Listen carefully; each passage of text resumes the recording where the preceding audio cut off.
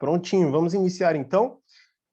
A Masterclass de hoje, tá? Vai ser sobre o Apocalipse, e aí a gente vai tentar responder algumas perguntas bem interessantes que eu coloquei lá na área da Masterclass do nosso site, tá? As perguntas são: o que será o Apocalipse, né?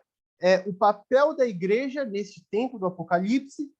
Vamos rever alguns eventos do Apocalipse na prática, o que vai acontecer, né? O que está profetizado para ocorrer nesse tempo. E a gente vai entender todos os símbolos do Apocalipse 12 e o Apocalipse 13, que é suficientes para a gente entender mais ou menos, né, a posição da igreja, a posição da besta, né, do antimessias e tudo mais, nesse tempo, tá bom? Então vamos iniciar aqui. Vamos lá. O que será o Apocalipse? Bom, o Apocalipse, eu coloquei aqui, é o tempo da manifestação da igreja na Terra, tá? Então, essa resposta aqui também, a gente consegue entender o porquê não haverá pré-arrebatamento, né? Porque se a igreja for arrebatada da Terra, não vai ter igreja se manifestando na Terra, logo isso aqui não vai ser cumprido, tá? Então, a gente precisa entender, a primeiro ponto, o que é a igreja, né? E a igreja eu coloquei aqui que na visão profética, a igreja é as 12 tribos de Israel, tá? São as 12 tribos aqui. E olha o que eu coloquei que interessante. As 12 tribos, elas se dividiram em duas casas, né? Então eu coloquei a casa de Israel com 10 das 12 tribos e a casa de Judá com duas, né? Com duas tribos restantes, que seria a tribo de Judá e a tribo de Benjamim. A gente já vai entender. Bom, aqui eu coloquei a passagem de 1 Reis, capítulo 11, tá?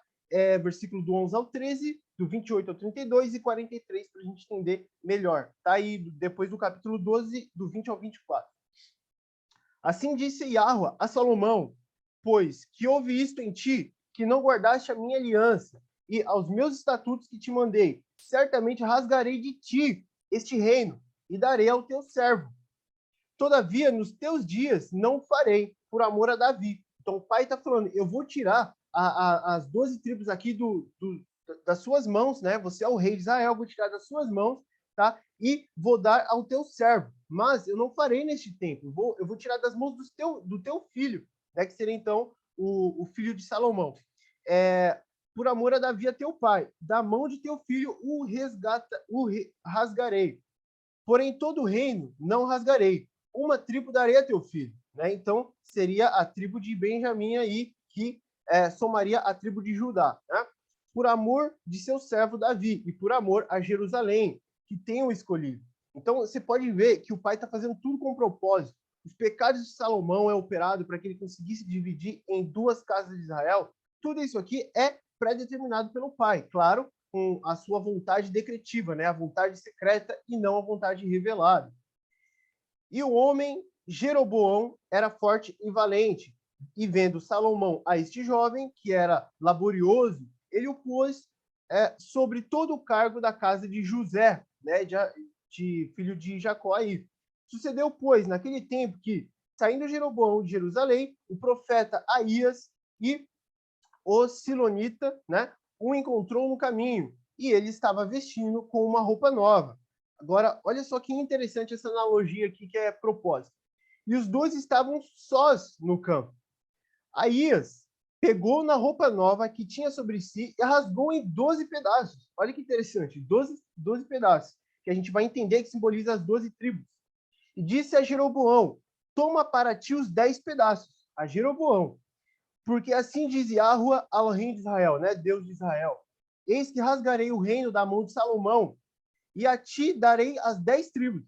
E Jeroboão, ele era de Efraim, ele era um efraimita. Olha que interessante. Porém, ele terá uma tribo, por amor a Davi, meu servo, e por amor de Jerusalém, a cidade que escolhi de todas as tribos de Israel. E adormeceu Salomão com seus pais, ele morreu, e foi sepultado na cidade de Davi, seu pai. E Roboão, filho de Salomão, né? Que então a gente vai ter Roboão com 2 tribos e Jeroboão com 10, seu filho reinou em seu lugar. Aí aqui que começa o ponto interessante. E sucedeu que, ouvindo todo Israel que Jeroboão tinha voltado, né? O enviaram e o chamaram para a congregação. Eles estavam se juntando para congregar e chamaram Jeroboão para a congregação, porque Jeroboão tinha saído de Jerusalém. E o fizeram rei sobre todo Israel. Então pegaram Jeroboão e falaram: este é o meu rei. este será o nosso rei agora. E ninguém seguiu a casa de Davi, senão somente a tribo de Judá, né? Vindo, pois, Roboão a Jerusalém, reuniu toda a casa de Judá e a tribo de Benjamim. Olha que interessante. 180.000 escolhidos, destros para a guerra, para pelejar contra a casa de Israel. Então, houve uma guerra entre o reino do norte e o reino do sul, né? Que a gente vai entender que é as duas casas, para restituir o reino a Roboão. Então, basicamente, Jeroboão se tornou rei, né? Sobre as 10 tribos, e Roboão, ele queria restituir essas 10 tribos da mão de Jeroboão, né? E Roboão é filho de Salomão, que pegou o reino, né? Porém, veio a palavra de Deus, né? De Yahua a Semaías, homem de Deus, dizendo: fala a Roboão, filho de Salomão, rei de Judá, e toda a casa de Judá, e a Benjamim, e ao restante do povo, dizendo: assim diz Yahua, não subireis, nem pelejareis contra os vossos irmãos, os filhos de Israel.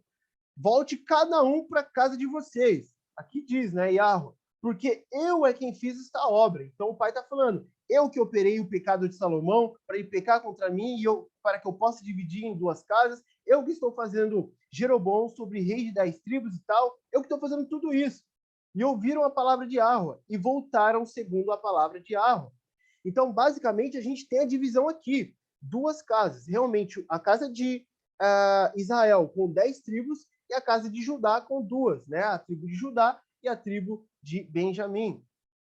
Então, a casa de Israel, ela é repudiada e dispersada nas nações dos 4 cantos da terra, mas no fim dos tempos ela será juntada. Então, basicamente, o pai opera de novo o pecado da casa de Israel para que ela seja repudiada. Então, aqui o pai vai dizer: olha, vocês aí, a casa de Israel, vocês não são mais meu povo. Eu vou dispersar vocês nas nações, porque vocês pecaram contra mim, né? Pecado este, que na vontade decretiva, o pai que operou, né? Para que isso ocorresse. Mas no final dos tempos, eu vou trazer vocês de volta para a minha terra. E aonde se dizia que vocês não são o meu povo, se dirá: vocês são o meu povo, filhos do Deus vivo. Então a gente vai entender isso aqui. A palavra de Yahua, que foi dirigida a Oséias, filho de Beeri, né, nos dias de Uzias, Jotão, Acás, Ezequias, rei de Judá, e nos dias de Jeroboão, filho de Joás, rei de Israel. O princípio da palavra do Senhor, né, de Yahua, por meio de Oséias. Disse, pois, Yahua a Oséias: vai, toma uma mulher de prostituições e filhos de prostituição, porque a terra certamente se prostitui, desviando-se de Yahua. Né? Então o pai estava falando: olha, Oséias, vai lá e pega uma prostituta, e com ela tenha filhos. Isso aqui é Oséias capítulo 1, do versículo 1 ao versículo 11. Porque a terra certamente se prostitui, desviando-se de Yahua. Foi, pois, e tomou a Gomer, né, a filha de Diblaim, e ela concebeu, e lhe deu um filho.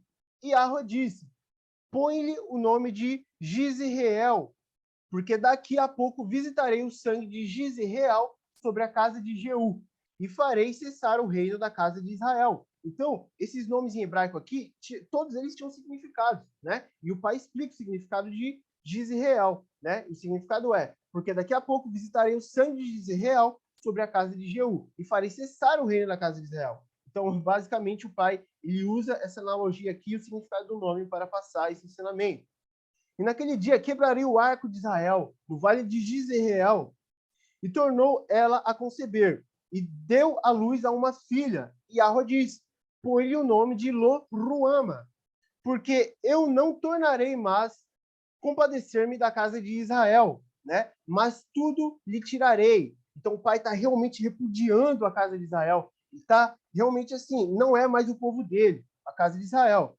Mas da casa de Judá me compadecerei e o salvarei por Yahua, seu Elohim, seu Deus. Pois não o salvarei pelo arco, nem pela espada, nem pela guerra, nem pelos cavalos, nem pelos cavaleiros. E depois de haver desmamado a Lo-Ruama, concebeu e deu à luz um filho. E Yahua disse: põe-lhe o nome de Lo-Ami, porque vós não sois meu povo, nem eu serei vosso Deus. Todavia o número dos filhos de Israel será como a areia do mar, que não pôde medir-se nem contar-se. E acontecerá que no lugar onde se dizia: vós não sois meu povo, se lhes dirá: vós sois filho do Deus vivo. E os filhos de Judá e os filhos de Israel juntos se congregarão e constituirão sobre si uma só cabeça e subirão da terra, porque grande será o dia de Jezreel. Então o pai está falando, olha só, eu estou repudiando a casa de Israel, mas eu manterei e eu vou realmente manter a casa de Judá, eu vou realmente assim colocar eles na minha cidade santa, porque deles vai vir o meu Messias. É basicamente isso. O pai vai mandar o filho pela casa de Judá. Então eu vou aturar os pecados de Judá na minha terra, porque dele vai vir o Messias, que então vai resgatar a casa dispersada de Israel. Esse é o plano, a gente vai entender.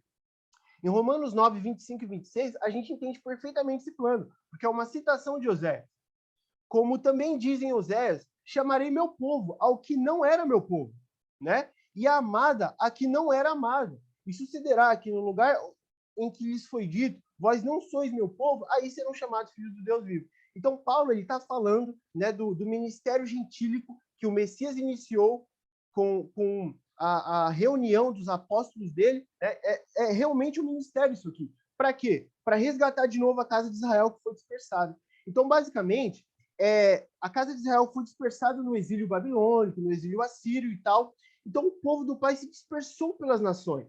Para quê? Para que esse povo tivesse filhos, e aí, por exemplo, nós, brasileiros, pessoas dos Estados Unidos, pessoas da Europa, todas as pessoas são descendentes realmente ali da casa de Israel. Então, nós somos basicamente as primícias, e o povo do tempo do fim serão as primícias dessa casa de Israel dispersada. Por que o pai fez isso? Basicamente para ele colher todos os frutos até o final dos tempos, todos os eleitos que ainda haviam de nascer, né? Então o pai, a profecia de se tornará uma grande nação, realmente é uma profecia de colher os peixes de Jacó, e a gente vai falar disso, que são todos os eleitos, são 144 mil lá do Apocalipse, né? São os 24 anciãos e tal. Todo esse povo é realmente a totalidade do Israel do Pai, mas a gente vai entender esse ponto. Então, houve uma primeira diáspora aí, né, da casa de Israel, e depois um pouco da casa de Judá, né, nos exílios e tal, mas ocorreu uma segunda diáspora, né, judaica, que a gente não vai conseguir achar na Bíblia, mas a gente tem profecias disso, como, por exemplo, a destruição do templo, que o Messias disse, né? A segunda diáspora aconteceu em 70 depois de Cristo, né, em 70 do Anno Domini. Os romanos destruíram Jerusalém, o que acarretou uma nova diáspora, fazendo os judeus irem para outros países da Ásia Menor, África ou sul da Europa. Os judeus do norte da África e da Península Ibérica ficaram conhecidos como serfaditas, né? Expulsos de lá pelo crescente cristianismo do século XV, né, lá de 1400 e tal, migram para os Países Baixos, Balcãs, Anatólia e Palestina. Estimulados pela colonização europeia, chegam ao continente americano. Então, basicamente, essa segunda diáspora aqui, da casa de Judá, né, e Benjamim, que ficou em Jerusalém, ela ocorre e eles começam a migrar, né? Começam a migrar pelo mundo. Então, basicamente, a casa de Israel foi dispersada e agora, no ano 70, a casa de Judá. Tá? Então, basicamente, o Israel do pai está dispersado aí pelo mundo. Basicamente, agora a gente tem que pescar esses caras aí, esse povo, né? Então, agora a gente vai falar dos peixes de Jacó, que é uma profecia, uma síntese de tudo isso que eu falei aqui. Olha só que interessante. Espera aí. Tem umas imagens aqui que é muito interessante. A bênção de Jacó, né, a Manassés, representante da casa de Judá. Manassés, filho de José, né? E Efraim, que é o representante da casa de Israel, profeticamente. E a bênção de Jacó para esses dois meninos aqui, filhos de José, que são dois povos, né? Eles são os peixes no meio da terra, que Jacó vai falar. Olha que interessante.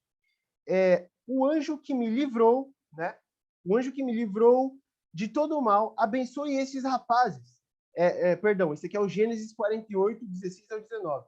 Abençoe estes rapazes e seja chamado neles o meu nome, né? Israel, que é o novo nome de Jacó.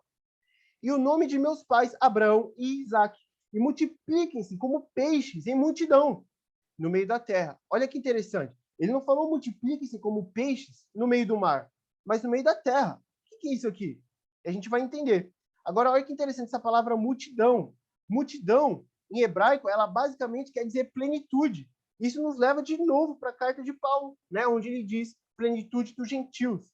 plenitude, multidão. E gentios no hebraico é goim, que significa também nações. Então, multidão de nações, ou plenitude das nações, somos nós, os gentios, né? Que teremos isso no final dos tempos, o ajuntamento de todos os gentios. Vendo, pois, José que seu pai punha a sua mão direita sobre a cabeça de Efraim, foi mal nos seus olhos. Né? Porque a bênção aqui dos patriarcas era feita da seguinte maneira: a mão direita vai na cabeça do primogênito e a mão esquerda no do mais novo. Né? Então, basicamente, Jacó estava fazendo o contrário. A mão direita ele colocou na cabeça de Efraim, né, o mais novo, e a mão esquerda na cabeça de Manassés, que era o mais velho. E tomou a mão de seu pai para transpor de sobre a cabeça de Efraim e a cabeça de Manassés, né, colocando a direita na de Efraim. E José disse a seu pai: não assim, meu pai, porque este é o primogênito, Manassés. Põe a tua mão direita sobre a sua cabeça. Mas seu pai, Jacó, Israel, recusou e disse: eu sei, meu filho, eu o sei. Também ele será um povo, né? Manassés será um povo. E também ele será grande. Contudo, seu irmão menor será maior que ele. E a sua descendência será uma multidão de nações. Então, olha que interessante. Jacó está falando, olha, o povo de Efraim, ele será uma multidão de nações. Ele será muito grande. O que é esse povo de Efraim? O povo de Efraim somos nós, os gentios, que foram dispersados. Então, quando a gente tem plenitude dos gentios, a gente tem multidão de nações, como Jacó diz aqui no final do versículo 19, né, de Gênesis 48. Multidão de nações. Isso aqui é plenitude dos gentios, que Paulo fala, muito interessante. Então, basicamente, o Messias ele inicia uma missão com os apóstolos dizendo o seguinte: a missão de pescador é iniciada. E Jesus, né, Yahushua, andando junto ao mar da Galileia, viu a dois irmãos, Simão, chamado Pedro, e André, seu irmão, os quais lançavam as redes do mar porque eram pescadores. Então, olha que interessante. Basicamente, o Messias ele reúne pescadores para uma certa missão. Por que pescadores? A gente vai entender. E disse-lhes: vinde após mim, e eu vos farei pescadores de homens. Então eles, deixando logo as redes, seguiram. Olha que interessante. O Messias relaciona aqui pescadores e homens. Então, basicamente, são pescadores. O que o pescador faz? Pesca peixe. E homens, né?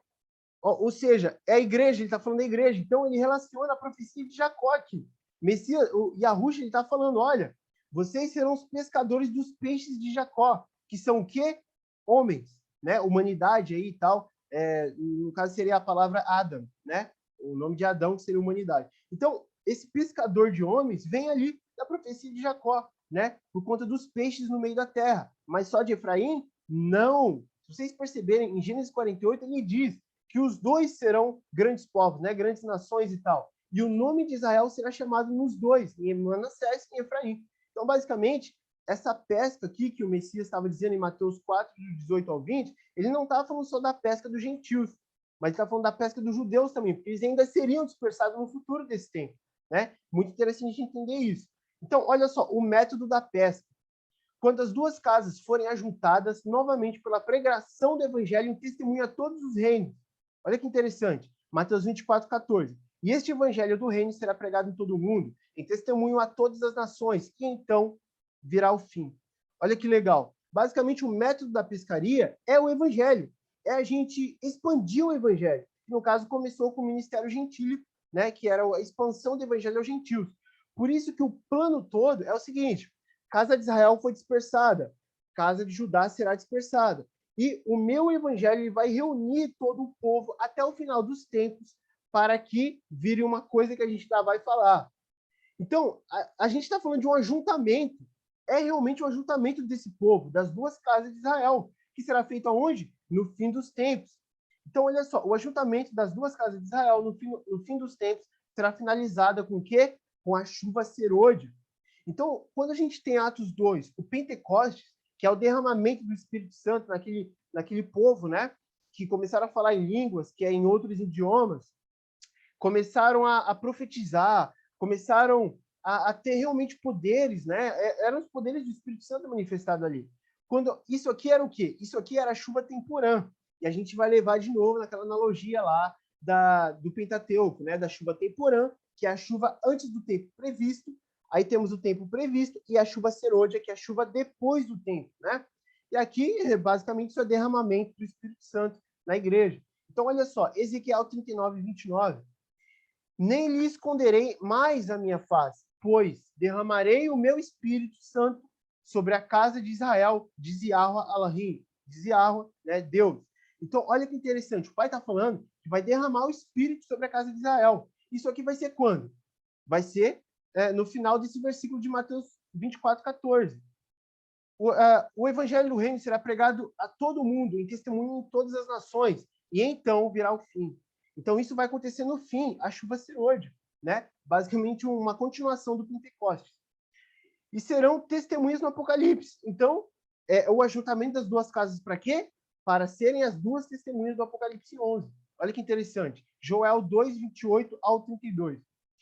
E há de ser que depois derramarei o meu espírito sobre toda a carne. E vossos filhos e vossas filhas profetizarão, e vossos velhos terão sonhos, e vossos jovens terão visões. E também sobre os servos e sobre as servas, naquele dia derramarei o meu espírito, e mostrarei prodígios no céu, na terra, sangue e fogo, colunas de fumaça.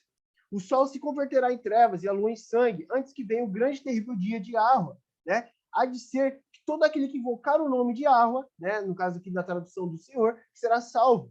Porque no Monte Sião e em Jerusalém haverá livramento, assim diz Yahweh, e entre os sobreviventes, aqueles que Yahweh o chamar. Olha que interessante. Então, aqui a gente tem a chuva temporânea e a chuva serôdia. Olha que legal. O Pentecostes 2 foi só essa primeira parte aqui, essa passagem. Olha só. Há de ser que derramarei o meu espírito sobre toda a carne. Resumo, toda a carne. O que é toda a carne? As duas casas de Israel. Não é toda a carne, literalmente, todas as pessoas do mundo, né? Senão o antimessias também teria aqui o Espírito Santo. Mas as duas casas de Israel. E vossos filhos e vossas filhas profetizarão, e os velhos terão sonhos, e vossos jovens terão visões. Isso aqui foi a chuva temporã. Em Atos 2, né, que foi derramado aí, e as pessoas iam batizando pelo Espírito, né, com a imposição de mãos e passando os poderes do Espírito Santo, inclusive cessou, né? Mas aqui a gente tem a continuação da chuva serôdia, né? Olha só, a gente tem a chuva temporã, pregação do evangelho e finalização com chuva serôdia, e aí começa o Apocalipse, que é o fim, né? Olha só que interessante. E também sobre os servos e sobre as servas naqueles dias derramarei meu espírito. Está falando, também lá no final eu vou derramar meu espírito, a chuva serôdia. E mostrarei prodígios no céu, na terra, sangue e fogo e colunas de fumaça. Ora, quais são os poderes das duas testemunhas do Apocalipse? Não esses aqui, né? Fechar o céu de modo que não chova, prodígios no céu, ferir a terra com as trombetas, né, e taças da ira, ferir com sangue, ferir com fogo e colunas de fumaça. Isso aqui é chuva serôdia. E o sol se converterá em trevas. E aí isso aqui é o sexto selo do Apocalipse, realmente a ressurreição dos mortos, né, e o arrebatamento e a glorificação de corpos. O sol se tornará em trevas e a lua em sangue. O que a gente tem no sexto selo?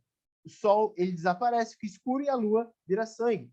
Antes que venha o grande e terrível dia de Yahweh, que será então a batalha do Armagedon, né, depois do julgamento da besta, que a gente vai falar. E há de ser que todo aquele que invocar o nome de Yahweh, é um resumo, né? Ponto e vírgula, e há de ser que todo aquele que invocar o nome de Yahweh será salvo. Por quê?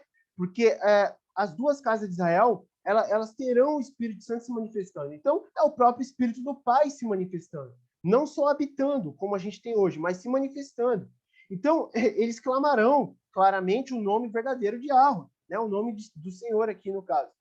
Porque no Monte Sião e em Jerusalém haverá livramento, assim como diz Yahweh, entre os sobreviventes também, aqueles que Yahweh chamar, né? Ou seja, as duas casas lá na chuva serôdia.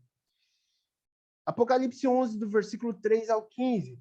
E darei poder às minhas duas testemunhas, e profetizarão por 1260 dias vestidas de saco, né? Se humilhando e tal, perante Deus, mas ferindo a terra com os poderes do Espírito Santo. Essas são as duas oliveiras, e os dois castiçais que estão diante do Deus da terra. Então, olha que interessante. O pai está falando basicamente para a gente que as duas testemunhas são as duas oliveiras. O que são as duas oliveiras? As duas casas de Israel. E os dois castiçais. O que são castiçais? Lá no Apocalipse 1, a gente tem o relato que os castiçais são igrejas, as 7 igrejas, né? Só que aqui são dois castiçais, porque são as duas casas de Israel. São basicamente duas igrejas, né? Que estão diante do Deus da terra. E se alguém lhes quiser fazer mal, fogo sairá da sua boca e devorará os seus inimigos. E se alguém lhes quiser fazer mal, importa que assim seja morto. Então aqui, ó, basicamente a gente tem os prodígios de Joel 2, né? Sangue e fogo. No caso, a gente tem o fogo. Estes têm o poder para fechar o céu. O que é isso aqui? Prodígios do céu. Olha só que interessante, em Joel 2, né? Prodígios no céu. Fechar o céu para que não chova nos dias de sua profecia. E tem poder sobre as águas. Olha só, prodígios sobre as águas. Para convertê-las em quê? Em sangue, prodígio de sangue. Olha só que interessante, Joel 2, 28 e 32. Isso aqui é o Apocalipse 11. Olha que legal. Para ferir a terra com todo tipo, com toda sorte de pragas, profecia sobre a terra. Isso aqui são realmente prodígios. Olha só que legal.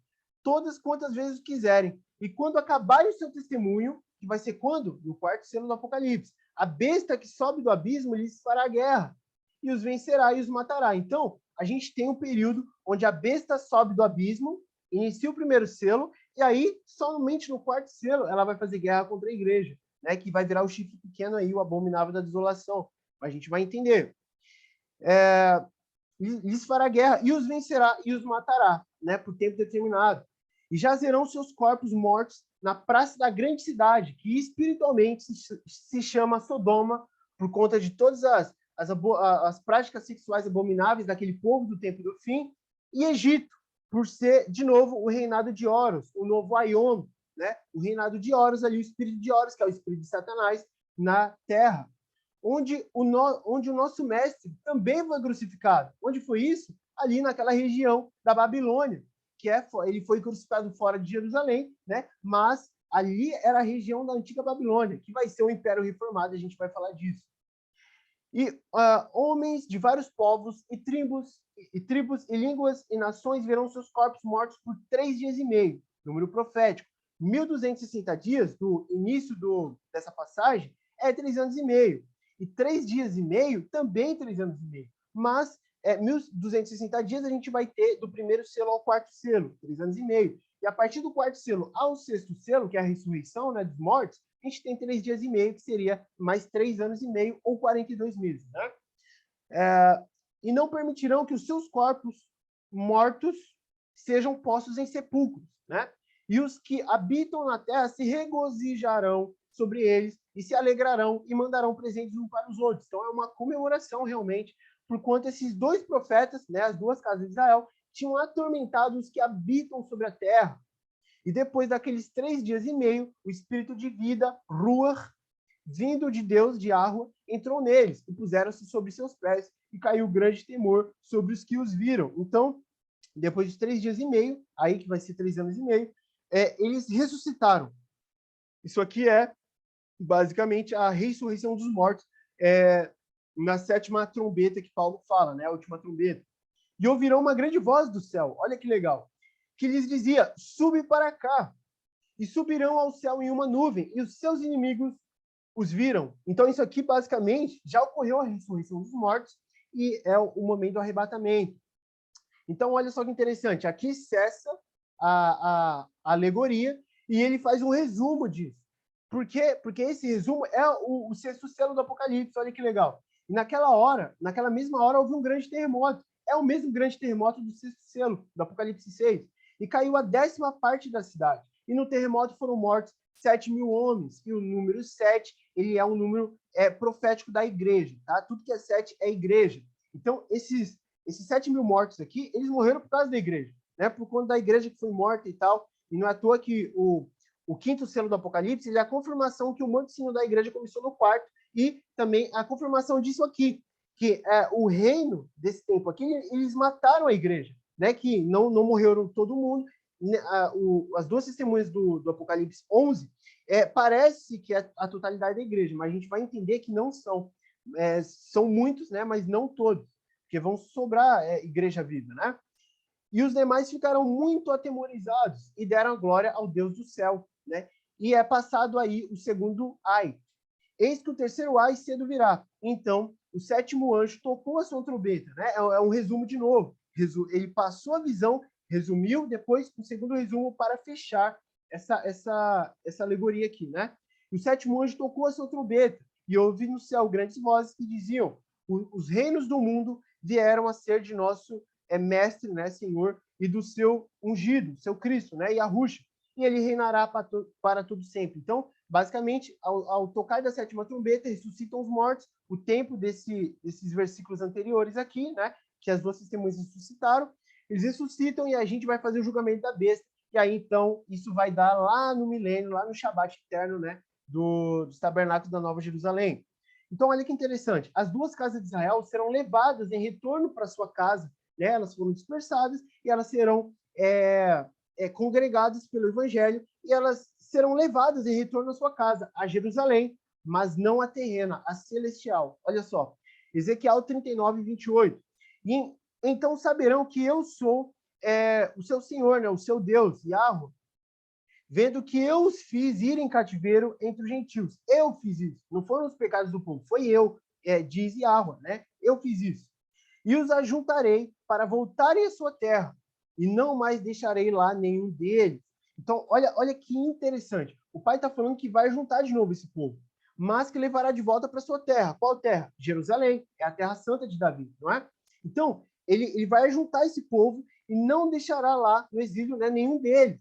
Então, basicamente, será um tempo que não haverá mais pecado entre a igreja. Isso aqui é glorificação de corpos. Então, a Jerusalém não é terreno, porque se os corpos da igreja não serão mais corpos de carne, né, serão glorificados, então você não pode colocar um vinho novo em um odre velho. Tem que colocar um vinho novo em um odre novo, porque senão o vinho vai se estragar, né? Então, basicamente, aqui é a Nova Jerusalém que ele está falando.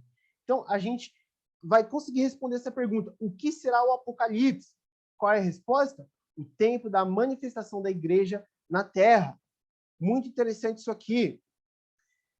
Vamos então entender se é o tempo, né, da manifestação da igreja na Terra.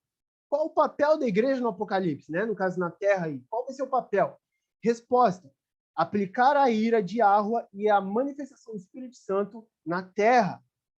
Para isso que elas vão ficar na Terra, elas não vão ser arrebatadas antes do Apocalipse, né? Porque elas têm realmente um trabalho. Então, a gente vai ter as duas casas de Israel receberão os poderes do Espírito Santo, mas os poderes que Moisés e Elias eles tiveram em seus tempos.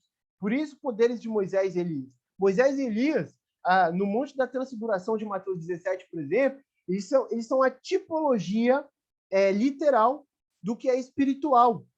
As duas testemunhas. Então, Moisés e Elias são as duas testemunhas espirituais. São o espírito dos dois derramados sobre a igreja, que na verdade é o Espírito Santo, né? Mas a gente fala espírito de Moisés e Elias, porque os poderes que Moisés e Elias apresentaram a seu tempo na igreja, né? Que provinha, claro, do Espírito Santo. Mas vamos entender isso. E se acontecer que ainda não creiam a esses dois sinais, né? Êxodo 4, versículo 9, 12, 15, 16 e 21. E se acontecer que ainda não creiam a esses dois sinais, nem ouvirem a tua voz, né? É o momento que o pai está falando para Moisés e falar com o Israel no Egito, tomarás então das águas do rio e as derramarás na terra seca. E as águas que tomarás do rio tornar-se-ão em sangue sobre a terra. Olha só isso aqui. Isso aqui é o poder que Yahweh está dando para Moisés. Está dando o poder de transformar água em sangue. É o que as duas testemunhas vão fazer, não é? Olha que legal. Vai, pois, agora, e eu serei com a tua boca, e te ensinarei o que hás de falar.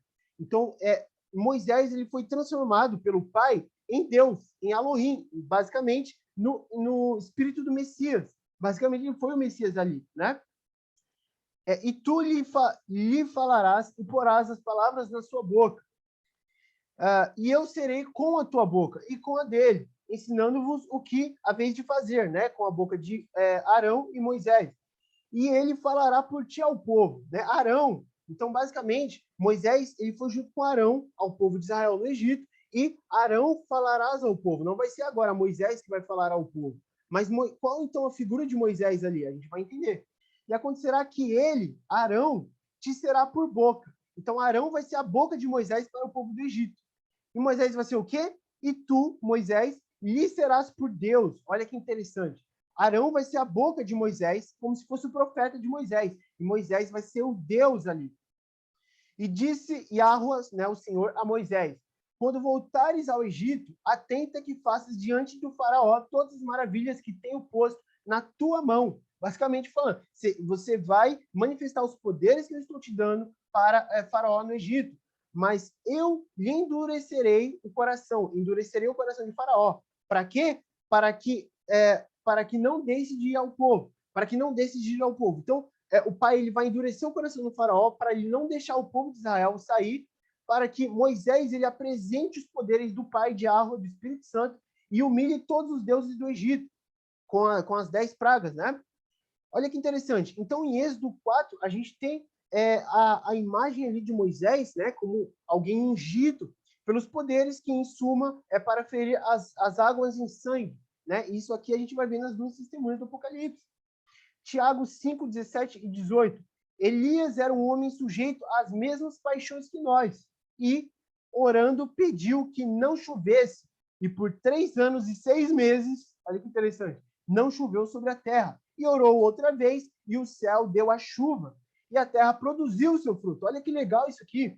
Basicamente, esse poder, né, que as duas testemunhas elas terão de fechar o céu de modo que não chova durante todo o tempo de sua profecia e seu testemunho, olha só, é o poder de Elias. Ele orou e fez o céu fechar para que não chovesse. Basicamente, tem as duas testemunhas, basicamente a tipologia das duas casas de Israel no Apocalipse, né? Olha só, as duas testemunhas tocarão trombetas e derramarão as taças da ira de Arro, assim como Jeremias fez no passado. Olha que interessante. Mais um profeta aí do passado que derramou a ira de Deus de Arro na terra. Então, essa visão que o Apocalipse nos passa perante os profetas, de que a igreja, sim, ela vai manifestar a ira de Deus na terra, não é absurdo. Porque Moisés fez isso, Elias fez isso, Jeremias fez isso, como a gente vai ver. Olha que interessante. Jeremias 25, do 15 ao 17. Porque assim me disse Yahweh, Deus de Israel, Elohim de Israel, toma da minha mão este copo do vinho do furor. Olha só, isso aqui é basicamente a taça da ira de Apocalipse 16. Copo do vinho do furor. E darás a beber dele a todas as nações, as quais eu te enviarei, para que bebam e tremam e enlouqueçam por causa da espada, que eu enviarei entre eles. E tomei o copo da mão do Senhor de Arro, né, do mestre Yahweh, e dei a beber a todas as nações, as quais Yahweh me enviou. Então, Jeremias ele foi aqui um aplicador da ira de Yahweh nas nações. Isso que a gente vai ser no Apocalipse. Então, a igreja, as duas casas de Israel, serão ungidas. Os meus 2 ungidos, de Apocalipse 11, elas serão ungidas com os poderes do Espírito do Messias, que é o Espírito Santo, né? E vai ser uma manifestação, vai ser um derramar, né? Que muitas igrejas aí, elas usam, né? Aquele termo de novo avivamento. Esse avivamento, elas usam esse termo, mas elas não sabem o que significa o avivamento, né? Porque as mesmas seitas cristãs, né? Que usam a palavra avivamento, elas falam de pré-arrebatamento. Então, o que é esse avivamento? O avivamento não é uma simples percepção do Deus na terra, de Deus na terra. Não, é um derramar dos poderes na igreja. Ora, se a igreja vai ser arrebatada, para que vai derramar o poder nela? Né? E não faz sentido. Se vai derramar o poder na igreja, é para ela fazer alguma coisa na terra, não é? Não era só arrebatar ela, glorificar logo antes do sexto selo e tá tudo pronto, né? Tudo certo. Mas não. E por isso que existe as 7 trombetas, né, do Apocalipse, com essa primeira imagem aqui. A gente vai ler. Apocalipse 8, do 6 ao 12. E os 7 anjos que tinham as 7 trombetas prepararam-se para tocá-las. Os 7 anjos aqui, que é o número 7? Igreja. Agora, a igreja é anjo? Bom, na pré-existência ela é, mas aqui no texto alegórico, não é. Aqui são anjos realmente, mas no nosso futuro, no literal, na profecia literal que ocorrerá no tempo do fim, os 7 anjos são as 7 igrejas do Apocalipse 1, que totalizando é a igreja do final dos tempos, o remanescente, né? As duas casas de Israel aí. E o primeiro anjo tocou a sua trombeta, e houve saraiva e fogo misturado com sangue. Olha que legal isso aqui. Fogo e sangue de novo. E foram lançados na terra, que foi queimada na sua terça parte. Queimou-se a terça parte das árvores, e toda a erva verde foi queimada. Isso aqui é uma catástrofe que a igreja vai lançar sobre a terra. Sabe esse papo de que a gente tem que proteger a terra, o meio ambiente? Sabe quem faz isso? Pagão. O sistema pagão faz isso. Eles querem proteger a terra, né? Que é Gaia, que é os deuses deles, né? Os deuses da mitologia grega. Eles querem proteger a terra. Agora, olha que interessante. O Messias não vai fazer isso. Lá no final, o Messias vai destruir a terra e criar um novo céu e uma nova terra. Mas antes, a igreja vai, digamos, ferir a terra com pragas, né? E as trombetas são isso, são pragas. E o segundo anjo tocou a trombeta e foi lançado no mar uma coisa como um grande monte ardendo em fogo e tornou-se em sangue a terça parte do mar. Então, olha que interessante.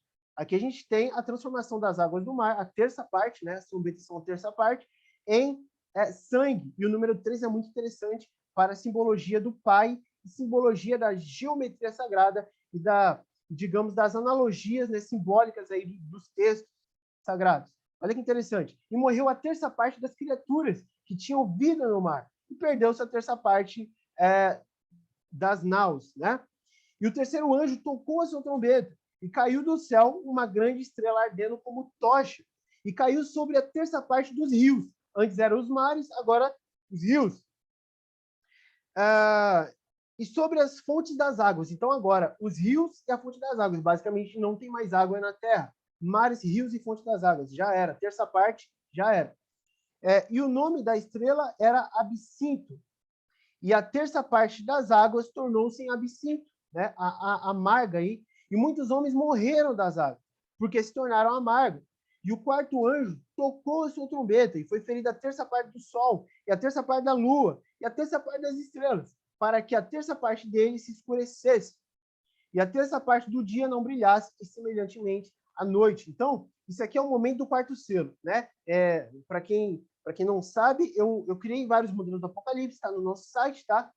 E as trombetas elas estão semelhantemente alinhadas com os selos do Apocalipse. Primeiro selo é primeira trombeta, segundo selo, segunda trombeta, terceiro selo, terceira trombeta, quarto selo, quarto selo, quarta e quinta trombeta, tá? Que é essa quarta trombeta aqui, que é a redução dos tempos de Mateus 24, 22, que o Messias falou que haveria, né? A partir da grande tribulação, que é o quarto selo. Então, basicamente isso aqui são as trombetas, né? Eu coloquei até a quarta trombeta, mas vai até a sétima, tá? Depois a gente vai ter o quê? Lá no tempo entre que se inicia no quinto selo, né, até o sexto selo, nesse meio tempo, a gente vai ter o derramar das taças da ira, que é do Apocalipse 16, do 1 ao 8 aqui, que a gente vai falar das 4 primeiras também, né? E ouvi, vinda do templo, uma grande voz que dizia aos 7 anjos, que são as 7 igrejas, igreja do fim, ide e derramai sobre a terra, aqui eu escrevi junto, perdão, e derramai sobre a terra as 7 taças da ira de Deus. Lembra de Jeremias lá, que aplicou a ira? Então, a gente vai fazer a mesma coisa, o vinho do furor nas nações. E foi o primeiro e derramou sua taça sobre a terra, e fez uma chaga má e maligna nos homens que tinham o sinal da besta, a marca da besta lá de Apocalipse 13, né? E que adoravam a sua imagem. E o segundo anjo derramou a sua taça no mar, que se tornou em sangue, como de um morto, e morreu no mar toda a alma vivente. Então, quando a gente tem ferindo o mar lá nas trombetas, com a terça parte do mar em sangue, aqui a gente não vai ter mais a terça parte, mas sim a totalidade do mar, né, em sangue. E ouvi o anjo das águas que dizia, e o terceiro anjo derramou sua taça nos rios e nas fontes das águas e se tornaram em sangue. Então agora todos os rios, todas as fontes das águas, todos os mares se tornaram em sangue. E ouvi o anjo das águas, né? Ou seja, a parte que representa Moisés, a testemunha que representa Moisés, que é a parte dos judeus, né? Que inclusive vai para o deserto. Inclusive Moisés pegou Israel e levou para o deserto do Egito. A gente vai falar disso. Justo és tu, ó Yahweh, ó Mestre, né, Senhor, que és e que eras. Olha que interessante. Que és, que é presente, e que eras. E que hás de ser. Então a gente tem 3 de novo. Muito interessante essa simbologia de 3. Porque julgaste estas coisas. Uma hora eu vou fazer um vídeo, ou vou colocar na nossa área de membros, ou uma masterclass, alguma coisa, só sobre a simbologia do 3 e do 7, que é muito interessante na Bíblia. Visto como derramaram o sangue dos santos e dos profetas, também tu lhes deste o sangue a beber, né? O sangue do vinho do furor aí do Pai. Porque disso são merecedores. Né? Então, eles basicamente começaram a matar a igreja no quarto selo do Apocalipse, e agora vem o tempo do quinto selo ao sexto selo, que é as taças da ira, né? E ouvi outro do altar, que dizia, na verdade, ó, Mestre, Elohim, Todo-Poderoso, né, Yahweh, verdadeiros e justos são os teus juízos. São justos, embora a gente esteja ferindo a terra com pragas. tudo é justo, porque o juízo é justo, né? E o quarto anjo derramou a sua taça sobre o sol. Olha que interessante agora. E foi-lhe permitido que abrasasse os homens com fogo. Isso aqui é basicamente um dos fenômenos da inversão do campo magnético que a gente vai ter ali estourando na vinda do Messias. Mas isso aqui é o sol voltando para o norte, que vai voltando para o norte, ficando mais quente, menor e mais focado, que vai queimar os homens no Oriente Médio, né, no Mediterrâneo aí. Isso aqui são as taças da ira, que vai até a sétima, né, citei até o quarto aqui, só para a gente ter uma ideia. Né? Então, basicamente, a resposta é: qual o papel da igreja no Apocalipse? Aplicar a ira de Yahweh na terra, que vai ser como ela vai aplicar? Com as trombetas e as taças. Assim a igreja vai ferir a terra com todo tipo de pragas, né? As duas testemunhas ungidas aí. Então, qual vai ser esses mesmos eventos na prática, né? Como vai ser isso? Que a gente vai iniciar aqui a parte de eventos na prática. A igreja e o antimessias. Olha que interessante. A manifestação do Espírito Santo na igreja começa no primeiro selo do Apocalipse, tá? Então, não, antes do primeiro selo do Apocalipse. Então, a chuva cirúrgica, ela vai terminar no final da expansão do evangelho aos gentios e isso vai ser antes do primeiro selo. Derramou a chuva cirúrgica nas duas testemunhas, duas casas, então se abre o primeiro selo, assim que vai ser a cronologia dos eventos. Apocalipse 11, do 3 ao 6. E darei poder às minhas duas testemunhas e profetizarão por 1260 dias, vestidas de saco. Essas são as duas oliveiras, dois castiçais que estão diante do Deus da terra. Já falamos sobre isso. E se alguém lhes quiser fazer mal, fogo sairá da sua boca e devorará os seus inimigos. E se alguém lhes quiser fazer mal, importa que assim seja morto. Até que ponto? Até o quarto selo, que aí vai dar o pai vai dar autoridade para a besta matar a igreja, né? E estes têm poder para fechar o céu para que não chova nos dias de sua profecia, que são 3 anos e meio. Depois vai ser o dia do juízo, vai ser 3 anos e meio para a gente ferir a terra com as taças da ira, né? Mas aqui, basicamente, vai ser os dias da profecia, das trombetas, né? E tem poder sobre as águas para convertê-las em sangue para ferir a terra com toda sorte de pragas, quantas vezes o quiserem. E quantas vezes o quiserem é assim: eu quero ferir 3 vezes a terra. Aí vai o outro ali da igreja e fala: eu quero ferir 16. Não vai ser assim. Quantas vezes o quiserem, porque o desejo da igreja neste tempo vai ser o desejo do Pai, do Espírito Santo do Pai e do Messias. Então, basicamente, é uma manifestação. A gente vai ser controlado pelo Espírito do Messias, né? Isso aqui é muito interessante. Apocalipse 11, do 7 ao 10. A chuva cirúrgica, então, ela cessa em parte da igreja, no quarto selo do Apocalipse, porque foi dado poder para o antimessias matá-lo. Né? Então, basicamente, os poderes de, por exemplo, imortalidade, né, perante o Espírito Santo, na igreja vai ser cessado. Né, isso. Por isso que ela vai morrer, porque isso é a autoridade que o Pai dá à besta para matar a igreja. Então, olha que interessante.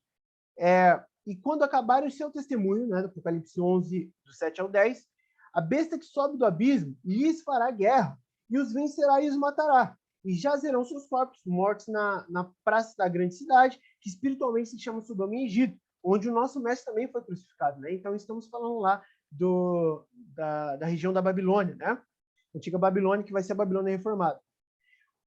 E homens de vários povos, tribos e línguas e nações verão seus corpos mortos por 3 dias e meio, 3 anos e meio proféticos, né? E não permitirão que os seus corpos sejam postos em sepulcros alguns, e que os que habitam na terra se regozijarão sobre eles e se alegrarão e mandarão presentes uns aos outros, uma comemoração, porquanto esses dois profetas tinham atormentado os que habitam na terra. Então, a igreja vai ter invencibilidade até o quarto selo. Depois, parte delas, a gente vai falar qual parte que vai cessar, e aí ela vai passar a morrer, né? A besta vai atacar elas, vai vencer. Olha que interessante, as duas testemunhas, elas morrem? Bom, na profecia do Apocalipse 11, sim, as duas morrem. Mas se a gente juntar toda a parte, se a gente não focar só no Apocalipse 11, a gente focar na profecia inteira que os profetas da Torá dão para a gente, Ezequiel, as duas oliveiras, dois castiçais, os profetas Jeremias, Ezequiel, né, tudo que eles profetizam, se a gente focar na figura completa, a gente vai entender que não, as duas testemunhas que representam duas casas de Israel, elas não vão morrer por completo. Né? Apenas uma vai morrer, a gente vai entender. Por quê? Porque a outra será levada para o deserto. Lembra que a gente tem isso ainda? Olha que interessante. 1 Tessalonicenses, capítulo 4, versículo 15 e 16, a gente tem: dizemos-vos, pois, isto pela palavra de Yahusha. Olha que legal. Que nós, os que ficarmos vivos para a vinda de Yahusha, Paulo está falando nós no sentido de igreja, nós, a igreja que ficar viva para a vinda de Yahusha, não precederão, né? Não precederemos os que dormem. Porque o mesmo Senhor, né, o mesmo Mestre, descerá do céu com larido, e com voz de arcanjo, e com a trombeta de arro. E os que morreram em Yahusha ressuscitarão primeiro. Então, o Paulo está falando o seguinte, olha só, vão ficar vivos, parte da igreja no final, mas ela não precederá os que já morreram, porque os que morreram vão ressuscitar primeiro, e então a glorificação de corpos ocorrerá tanto nos ressuscitados quanto nos que ficarão vivos, e aí então será o arrebatamento. Paulo estava falando do arrebatamento aqui. E olha que legal, ele usa a alegoria de voz do Messias como voz de arcanjo. A gente tem os anjos lá das trombetas no Apocalipse, do livro de João, e com voz de trombeta de alma. Olha que interessante, não são trombetas que os 7 anjos tocam? Então é a voz de alma na boca dos anjos, que são a igreja literal, né? São as igrejas literais no final dos tempos. Então, trombeta e voz de arcanjo, e voz como muitas águas, é a voz da igreja que está emanando do Messias, né? Do Pai, do Espírito Santo. Então, olha só, Apocalipse 12, do 15 ao 17. A casa de Judá, somente ela é levada até o deserto. E a casa de Israel é morta nas nações. Por que isso, Eric? Ora, se a gente tem as duas testemunhas, que são a casa de Judá e a casa de Israel, as duas têm que ser mortas, não é? De acordo com o Apocalipse 11. E não, aqui vai ser revelado que uma vai ser levada para o deserto. Olha que interessante. E a serpente lançou da sua boca atrás da mulher. Então, quando a gente falar de casa de Judá, a gente... Perdão, aqui eu errei as cores, pessoal. Perdão, tá? O rosa é a casa de Judá e o verde é a casa de Israel. Olha que interessante. Quando a gente fala da casa de Judá, aqui que está com a cor verde, mas na verdade é rosa, que eu deveria ter colocado, errei isso aqui, a gente vai estar falando da mulher de Apocalipse 12. Casa de Judá, mulher. Casa de Israel, que é os gentios, a gente vai estar falando do remanescente da sua semente, da semente da mulher. Então, olha que interessante. A serpente lançou da sua boca atrás da mulher, casa de Judá, águas como um rio, para que pela correnteza a fizesse arrebatar. E a terra ajudou a mulher. E a gente vai entender que a terra aqui não é terra literal, mas a gente vai entender que é um arcanjo específico. Ajudou a mulher, casa de Judá. E a terra abriu sua boca e tragou o rio que o dragão lançara de sua boca. Terra é um certo arcanjo que vamos falar. Águas são exércitos, e dragão, que é a serpente, é Satanás, e a serpente, que é o antimessias, né? E o dragão irou-se contra a mulher, casa de Judá, porque não conseguiu matar ela, e foi fazer guerra ao remanescente da sua semente, casa de Israel, gentios. Por quê? Porque o remanescente da sua semente é a casa de Israel que fica na cidade. Agora, a casa de Judá é a mulher, ela vai ser levada ao deserto. Não vai ir para o deserto com as próprias pernas, vai ser levada até o deserto. Né? A gente vai entender. Os que esses são o remanescente da sua semente, né? E a mulher é um resumo, né? Os que guardam os mandamentos de Yahweh, judeus, a lei, né, a ordenança, e tem o testemunho de Yahusha HaMashiach. Opa, gentios. Judeus e gentios. Olha que interessante isso aqui.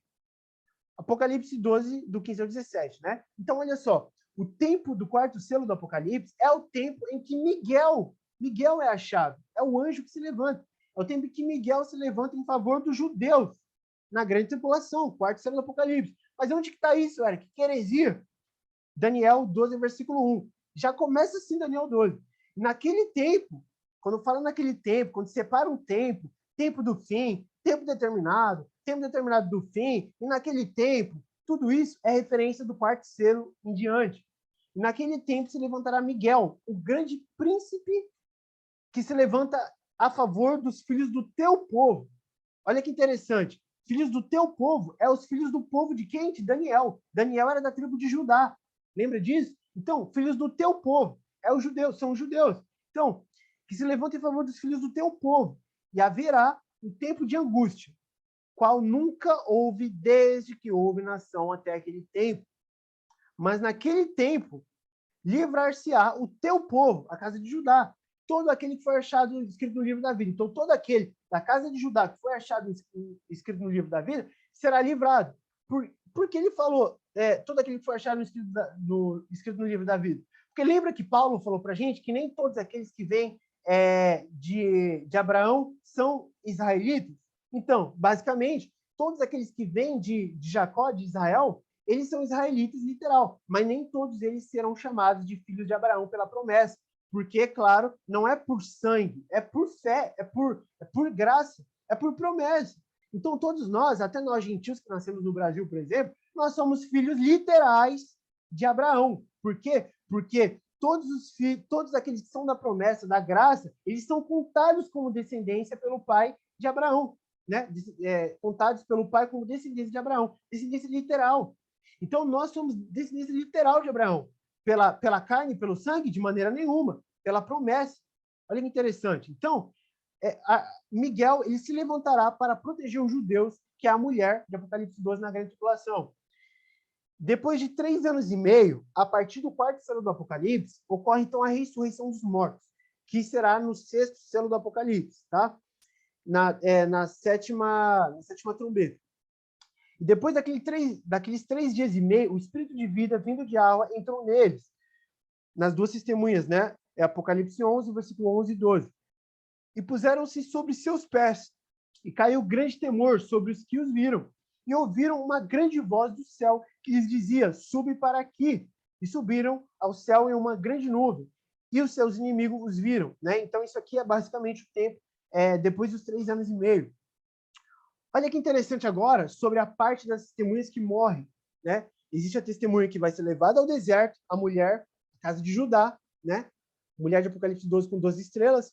E existe a casa de Israel, gentios que ficam na cidade, que são os remanescentes da semente da mulher, que são as ovelhas de outro aprisco que o Messias falava, que é a casa de Israel. Que tem uma profecia sobre ele, sobre nós, em Ezequiel 37, do 1 ao 14. Olha que interessante. E é o vale de ossos secos. Veio sobre mim a mão de Yahweh, e ele me fez sair no espírito de Yahweh, no Espírito Santo, e me pôs no meio de um vale que estava cheio de ossos secos. Olha que interessante, um vale cheio de ossos. E me fez passar em volta deles, e eis que eram muito numerosos sobre a face do vale, e eis que estavam sequíssimos. Então, o que são ossos secos? São ossos de mortos que morreram há muito tempo, né? Aqui, ó, é expresso, a palavra é expressa, sequíssimos. Então, estavam muito secos, passou muito tempo. Que muito tempo é esse? Tempo determinado, 3 anos e meio.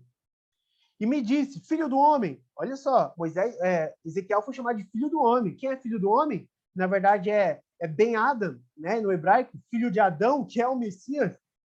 Ezequiel, que estava com o espírito do Messias. Por isso ele foi chamado de Deus, né, de filho do homem, igual Moisés no passado. "Porventura viverão estes ossos?"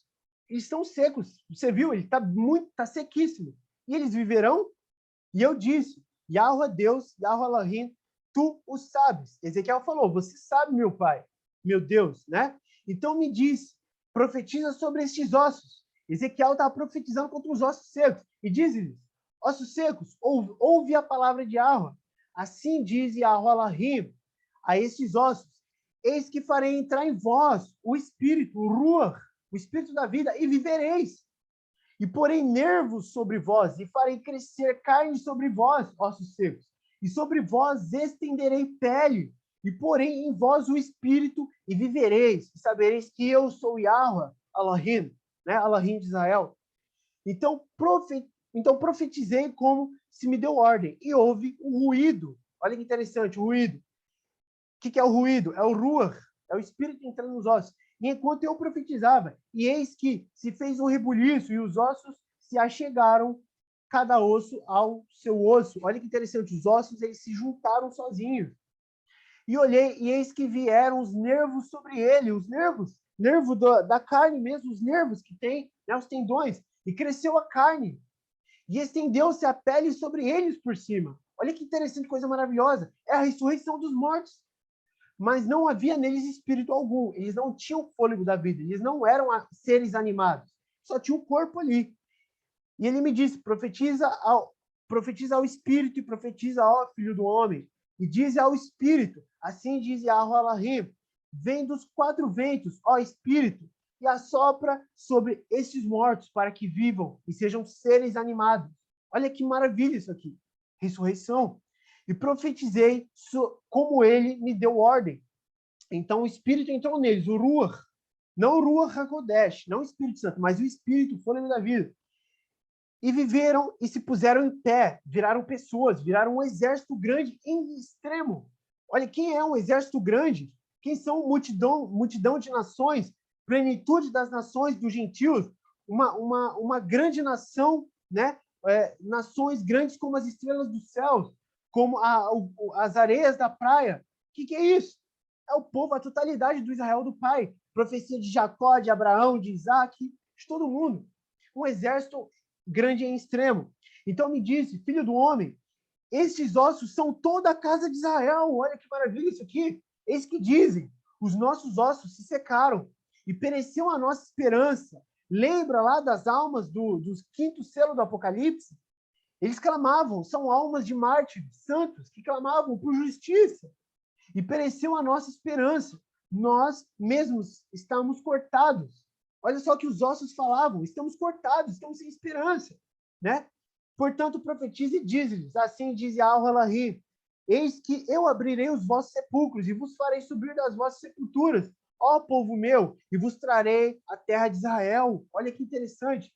E sabereis que eu sou o Senhor, eu sou o Yahweh, quando eu abrir os vossos sepulcros e vos fizer subir das vossas sepulturas, do Sheol, da habitação dos mortos, que é inferno no grego, né? Que é a habitação dos mortos. Ó povo meu, e porém em vós o meu espírito, aí estamos falando do Ruach HaKodesh, o Espírito Santo, e poreis o meu espírito, e vivereis, e vos porei na vossa terra, e sabereis que eu, Yahweh, disse isto, e o fiz, diz Yahweh. Então, o Pai vai ressuscitar os ossos secos, e os ossos secos terão o espírito, o fôlego da vida, não o Espírito Santo ainda, mas o fôlego da vida. E então o Pai soprará o Espírito Santo nessas pessoas.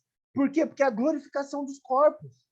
Lá do dia 15/7 da Torá, né? Da festa de expiação, Sucote não, a festa de Yom Kippur, né? Festa de expiação. E vivereis, e porém, na vossa terra. Que terra é essa? Após soprar o Espírito Santo na igreja, vai ressuscitar, glorificar os corpos, e então ele vai colocar de volta na terra da igreja. Que terra é essa? A cidade santa, Jerusalém. Mas como uma profecia para Ezequiel, ele falava da vossa terra, de Jerusalém terrena, a terrestre. Porque Ezequiel entendia assim, mas aqui, profeticamente, no tempo que isso acontecer, vai ser a terra profética, a Jerusalém celestial.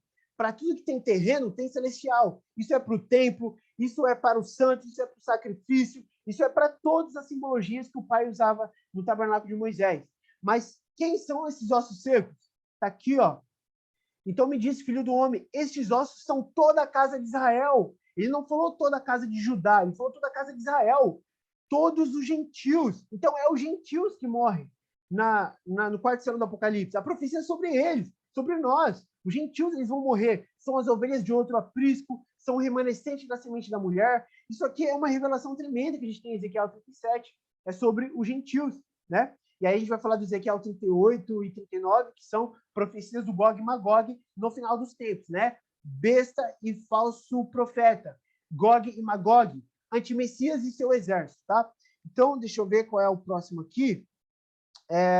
Tá, hermenêutica no Apocalipse 12. Alguma dúvida até agora? Pode falar.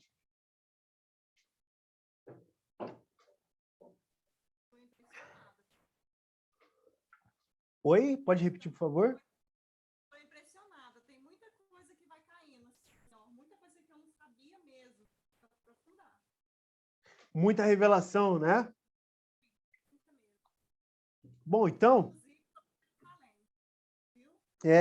Então, vamos continuar isso aqui. Tá muito bom.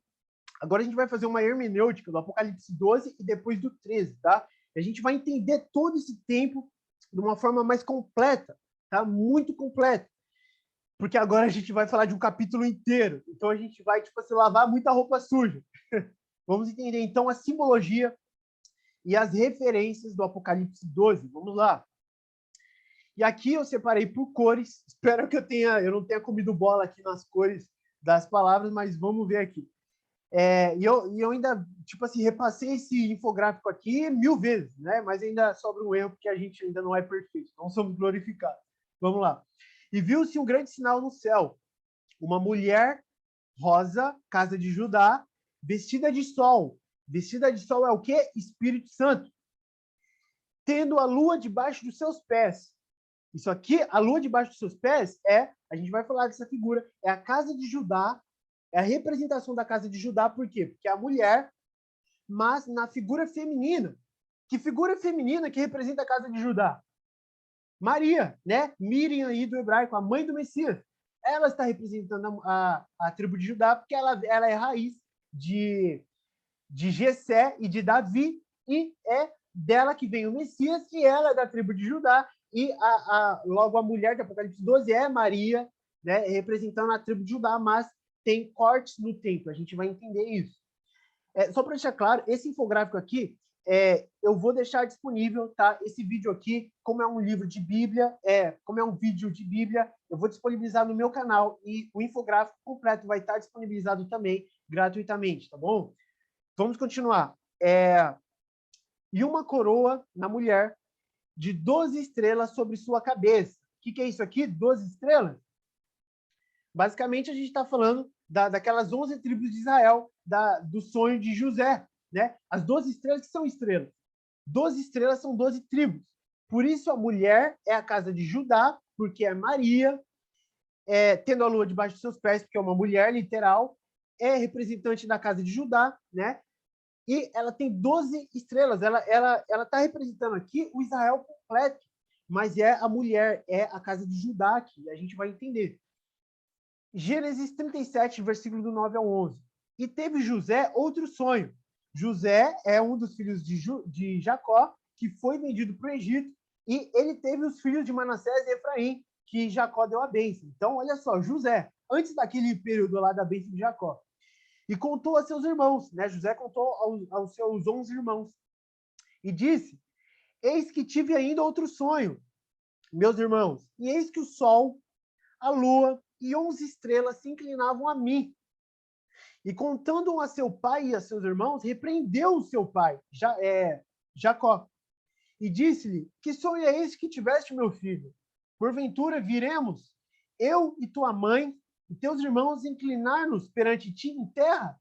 Seus irmãos, pois, o invejaram, sentiram inveja. Seu pai, porém, guardava este negócio no seu coração. Fala, que trem é esse que meu filho sonhou? Né? O sol, a lua e as 11 estrelas se prostrando perante ele.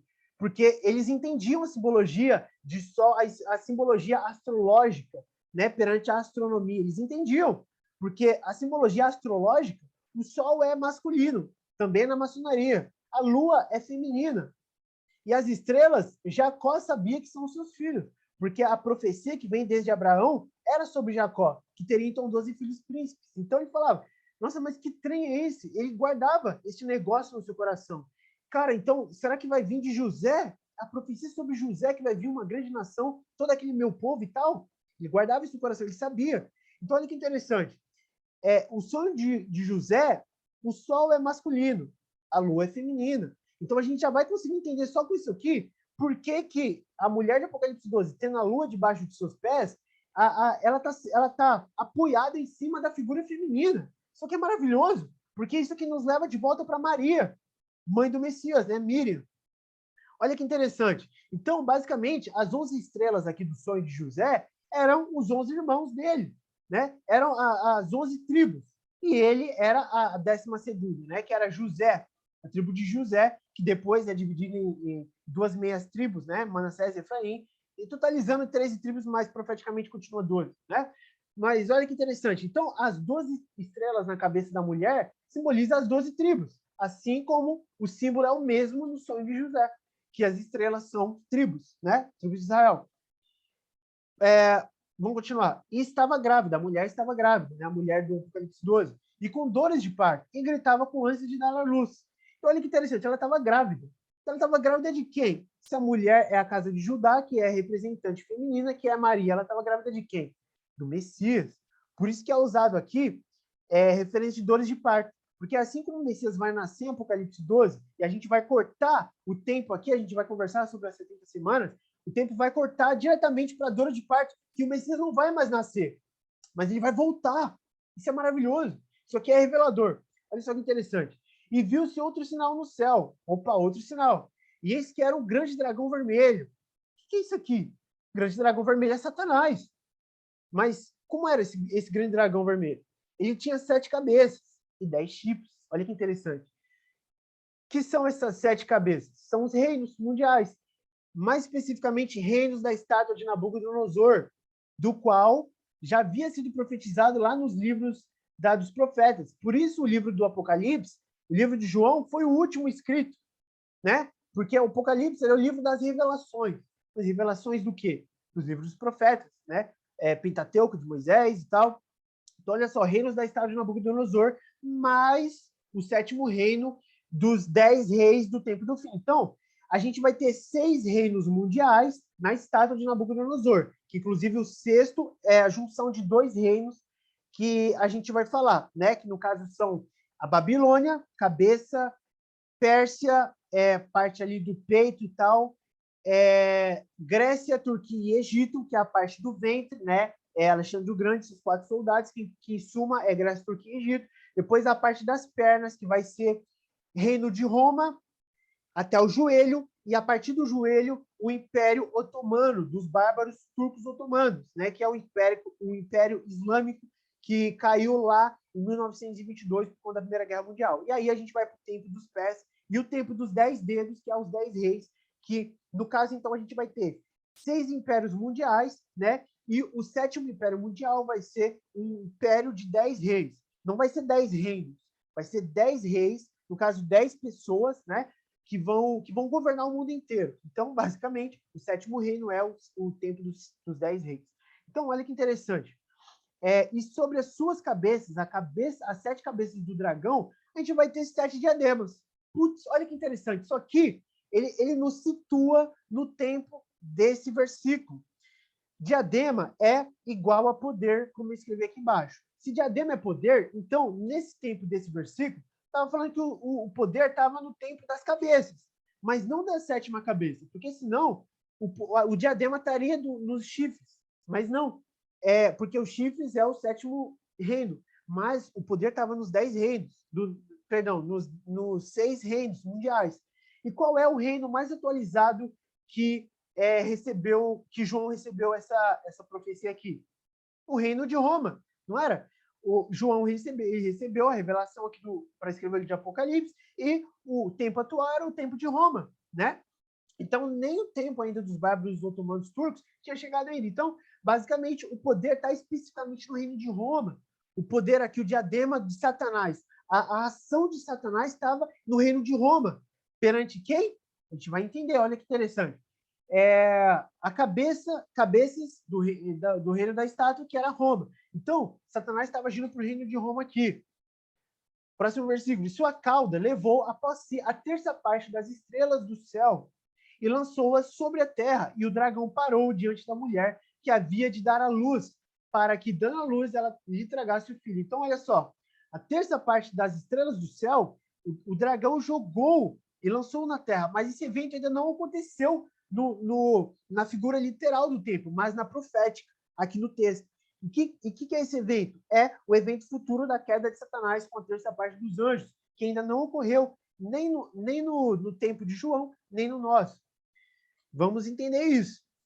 E ela, dando a luz, lhe tragasse o filho. Então, Satanás estava agindo pelo Império de Roma, né, diadema na cabeça, Império de Roma, mas especificamente sobre o rei de Herodes, o rei Herodes, porque Satanás agia pelo rei Herodes para tentar matar o Messias quando ele nasceu. Então, o Messias ele nasce da mulher, que é Míriam, mulher de Apocalipse 12, e Herodes tenta matar ele. Então, ele foge para o Egito até Herodes ser morto e ele volta, né?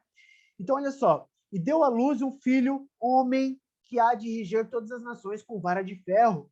E seu filho foi arrebatado para Yahweh e para o seu trono. Então, basicamente, esse filho que nasce é o Messias. E por que ele vai reger todas as nações com vara de ferro? Essas nações é a igreja? Não, não é. Essas nações são as nações restantes que passam para o milênio do Messias, mas não entram na Nova Jerusalém. São as nações que o Messias e a igreja vai reinar sobre. Inclusive, o nosso galardão é diz respeito a isso. E seu filho foi arrebatado para Yahua, para o seu trono. Então, a gente sabe que é realmente o Messias. Então, aqui a gente precisa fazer uma divisão no Apocalipse 12. Até este versículo, estava se tratando das 69 semanas de Daniel. Por quê? Porque na semana 69 é onde o Messias ele é cortado, mas não para si, para o povo, né? Para o povo de Deus, o povo de Israel completo. Então, até a semana 69 para nesse versículo. E a gente sabe que o Apocalipse 12 está se tratando, sim, das 70 semanas por conta disso. Porque a partir do versículo seguinte já se trata da semana 70, mais especificado na grande tribulação. Olha só que interessante, semana 70 iniciou.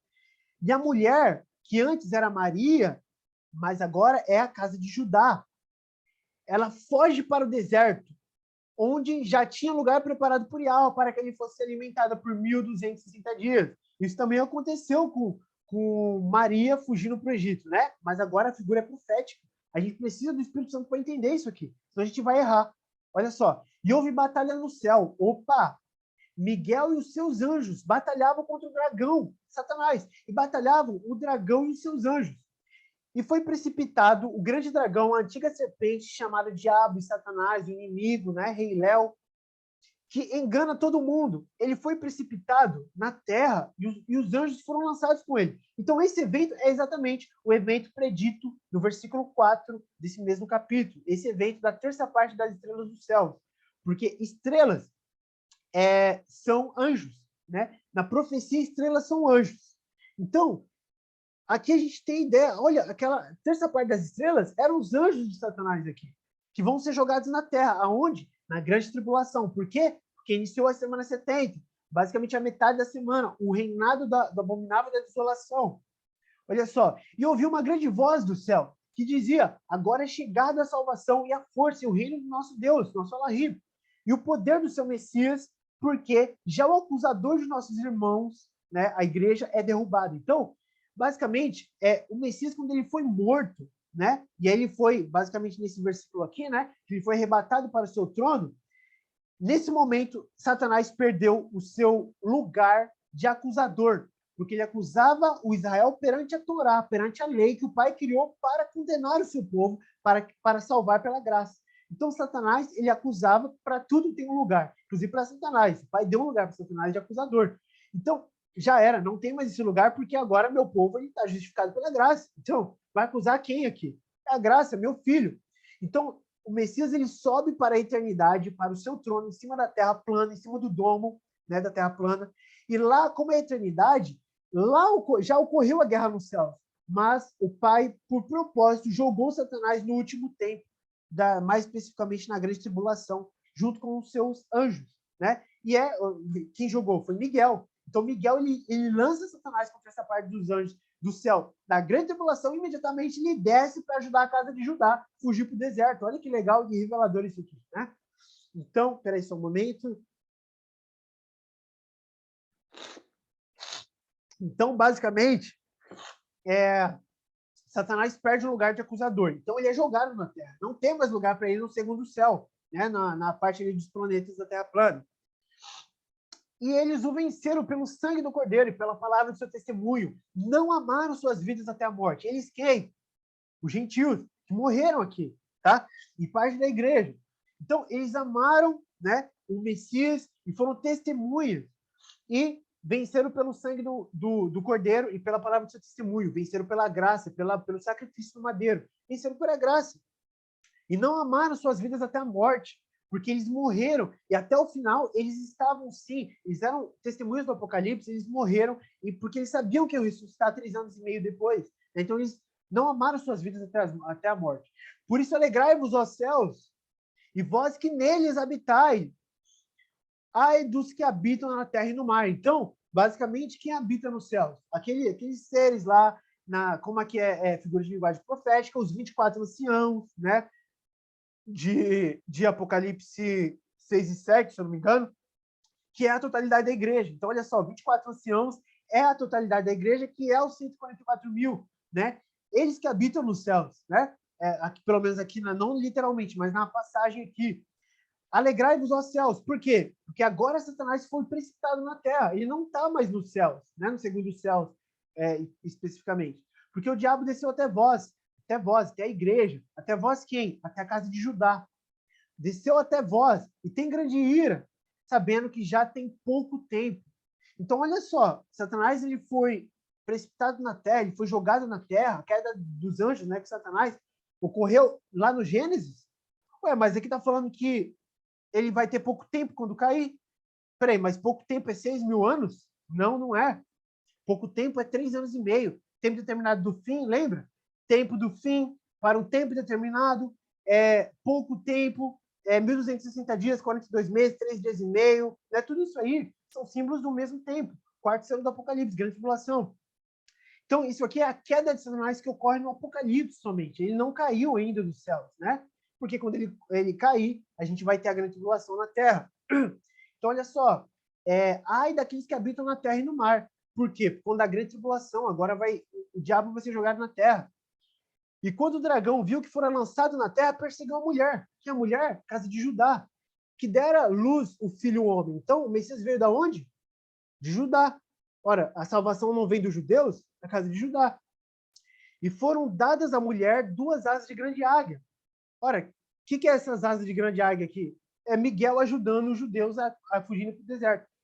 Para que voasse até o deserto, ao seu lugar, onde é sustentada por um tempo, e tempos, e metade de um tempo, fora da vista da serpente.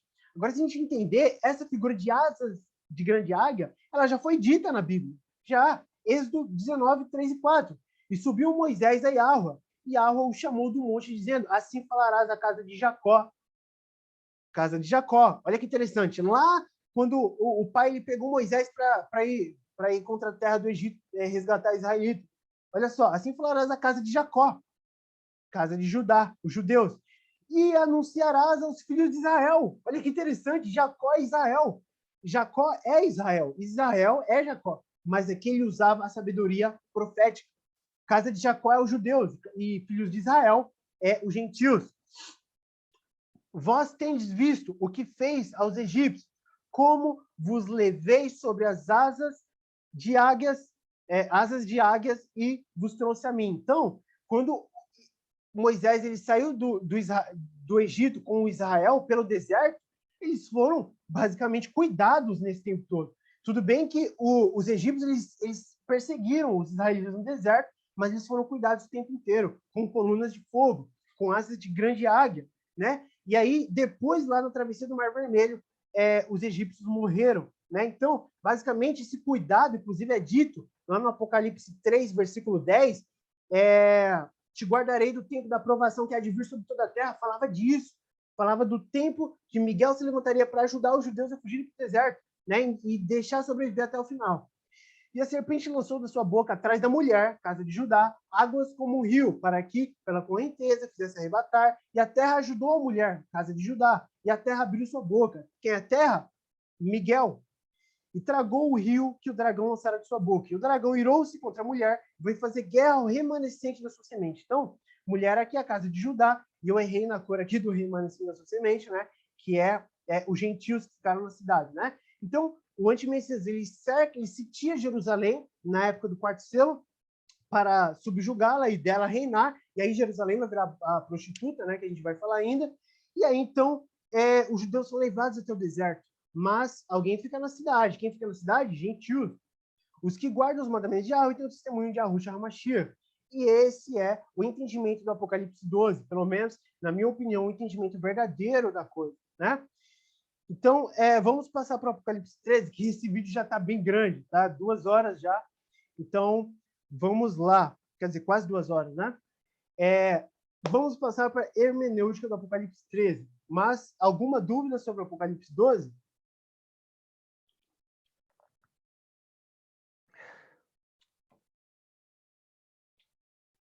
É muita coisa, né? Muita coisa. Bastante, muita mesmo. E depois pode rever esse vídeo do começo ao fim e usar o infográfico aqui, que vai ajudar muito, tá? A compreensão do texto. Então, vamos lá. Hermenêutica do Apocalipse 13, identificando o anti-messias, tá? Vamos identificar, então, o dragão de Apocalipse 12. A gente vai falar dos animais de Daniel 7, Antiga Babilônia, Babilônia Reformada, anti-messias, falar de muita coisa. Vamos lá. E eu pus-me sobre a areia do mar, João, e vi subir do mar uma besta que tinha 7 cabeças e 10 chifres.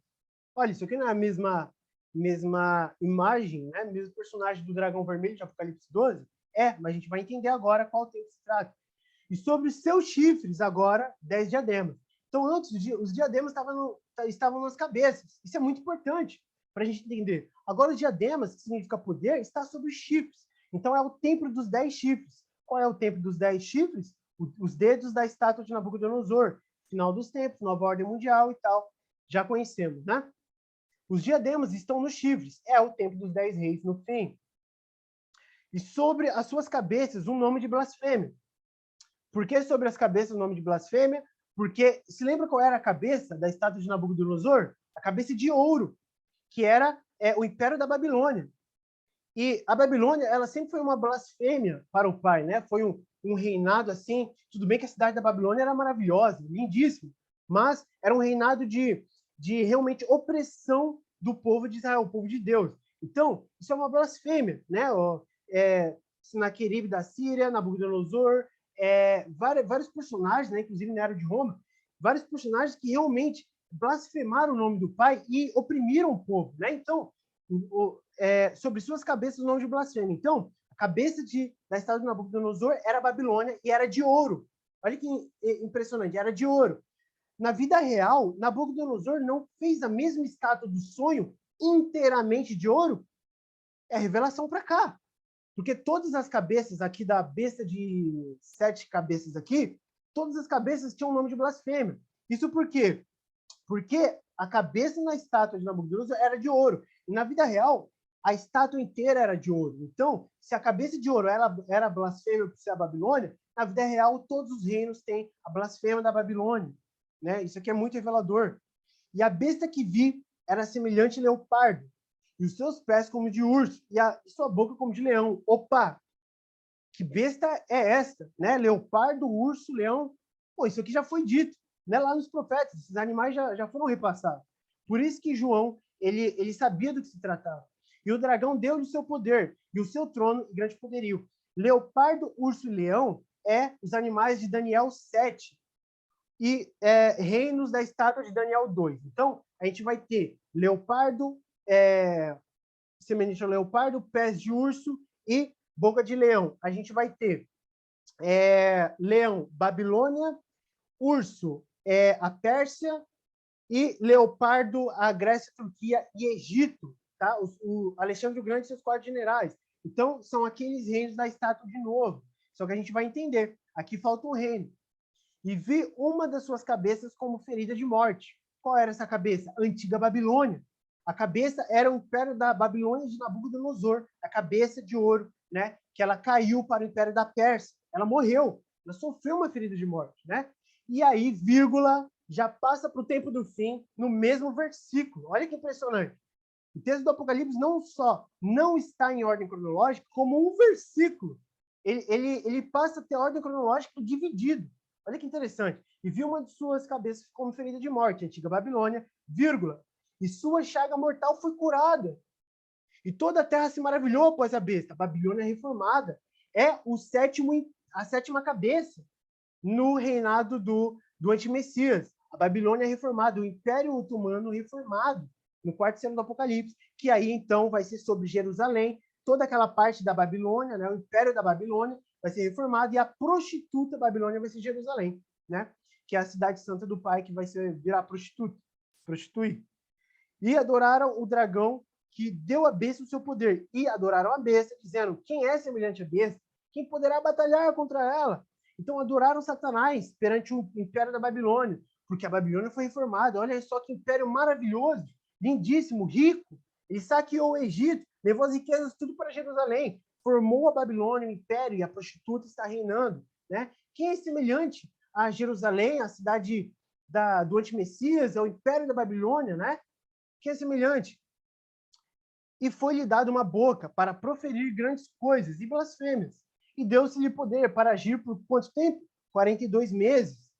E abriu a sua boca em blasfêmias contra Deus, Yahweh, para blasfemar do seu nome, do seu tabernáculo, e dos que habitam no céu. Então, que tempo é esse? É o tempo que o antimessias, que ele inicia no primeiro selo como Maitreya, como o homem da paz, né? Da nova era aí. No quarto selo, ele se revela como abominável da desolação, como chifre pequeno, e é onde ele tem a boca arrogante, né? Então, basicamente, esse é o tempo da grande tribulação.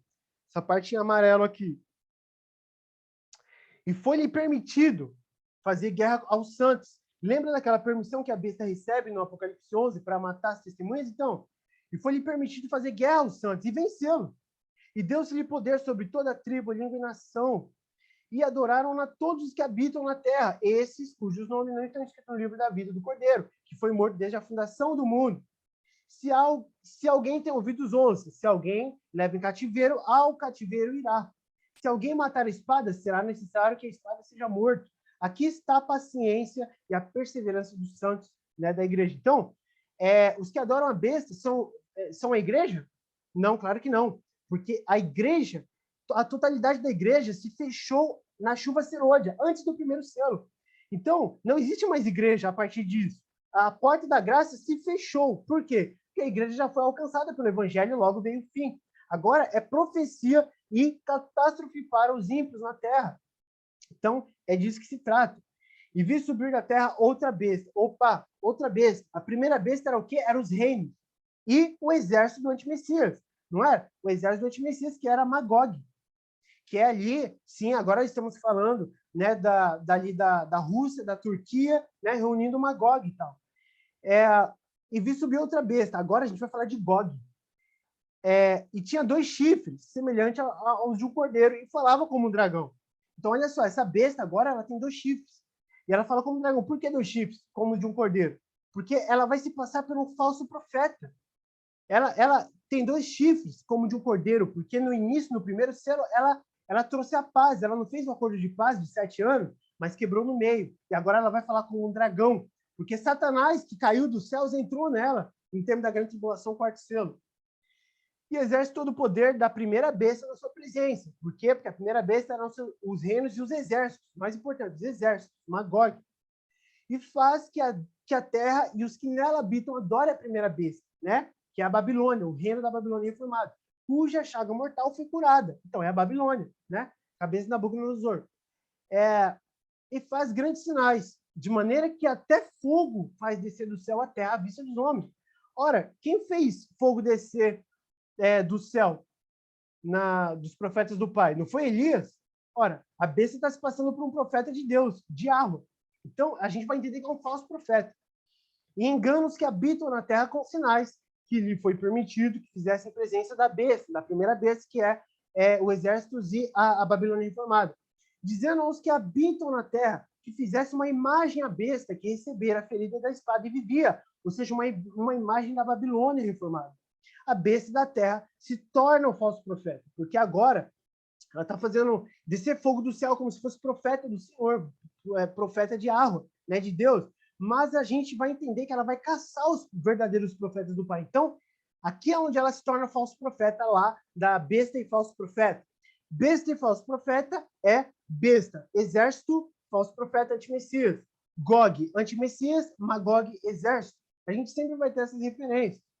E foi-lhe concedido que desse espírito à imagem da besta, para que também a imagem da besta falasse, e fizesse que fossem mortos todos os que não adorassem a imagem da besta, né? Então, a imagem da besta, da Babilônia reformada, vai ter fôlego de vida, que, na minha opinião, no tempo que a gente está falando, vai ser o tempo de high technology, né? High tech, seria grande tecnologia, pode ser inteligência artificial, sim. Inteligência artificial ditando quem vai morrer, né?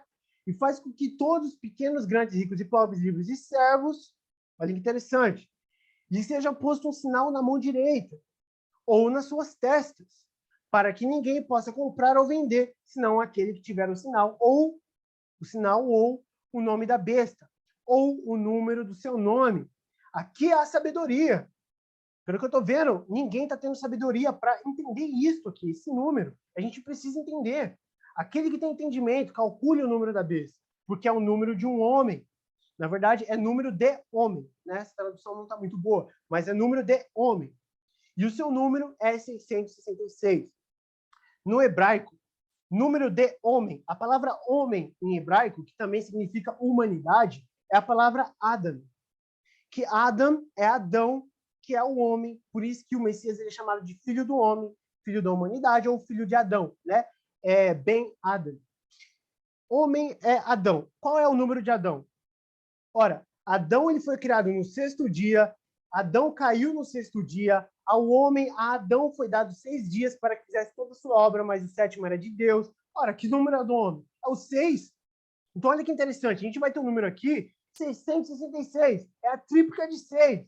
Então, olha que interessante, cara. Olha só, e se você somar o 666, né? Se levar, por exemplo, o cálculo teosófico, a gente vai fazer, né? No caso, seria a redução teosófica. A gente vai fazer 666, a gente vai somar 6 mais 6 mais 6, vai ser 6 mais 6, 12, mais 6, 18. 1 mais 8, a gente vai reduzir o cálculo teosófico, 1 mais 8 vai ser igual a 9. 6 invertido. Então, olha que interessante, o número de Adão é o número 6. E o número da besta é o número de 6 3 vezes. Então, é o número da queda do homem, o número do pecado, da imperfeição, da humanidade enquanto seu estado imperfeito, que é a humanidade. Embora o homem tenha sido criado perfeito e Deus viu que tudo era bom, a humanidade ela foi criada para ser imperfeita, para decair, porque o Pai decretou a queda no Éden a sua vontade decretiva secreta, para a humanidade cair, para o Pai mostrar os seus atributos para o homem, atributos negativo e positivo, para o homem, a humanidade, a igreja, aprender sobre o Pai e, no final, ela ser perfeita.